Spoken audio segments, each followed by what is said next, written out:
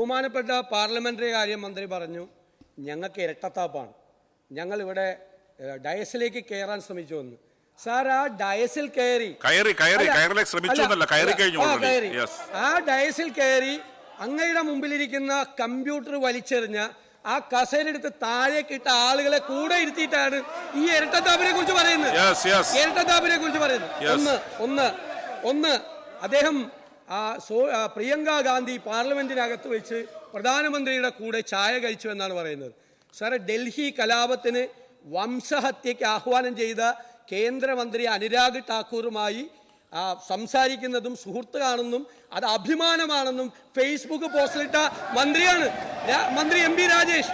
വംശഹത്യക്ക് ഡൽഹിയിൽ വംശഹത്യക്ക് ആഹ്വാനം ചെയ്ത അനുരാഗ് ഠാക്കൂറുമായിട്ട് കെട്ടിപ്പിടിച്ച് ഇങ്ങനെ ഒരു സുഹൃത്തുള്ളത് എനിക്ക് അഭിമാനമാണ് എന്ന് ഫേസ്ബുക്കിലിട്ട ആള് പ്രിയങ്ക ഗാന്ധി പ്രധാനമന്ത്രിയുടെ കൂടെ ചായ കുടിച്ചു.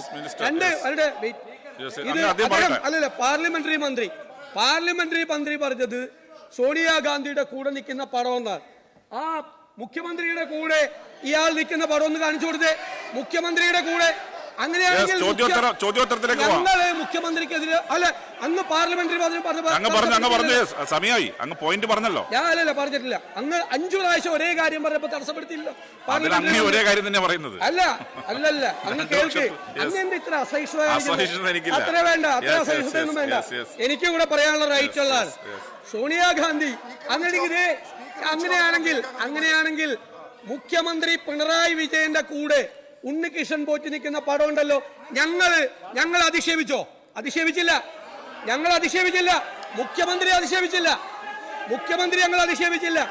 അതുകൊണ്ട് അത്തരം ഇരട്ടത്താപ്പ് ചെയ്യുന്നത് ഇവരാണ്. ഇരട്ടത്താപ്പ് ചെയ്യുന്നത്. പിന്നെ ഒരു കാര്യം കൂടി ചീഫ് ജസ്റ്റിസിന് ഇന്നലെ പാർലമെന്ററി കാര്യമന്ത്രി ഞാൻ അധിക്ഷേപിച്ചു.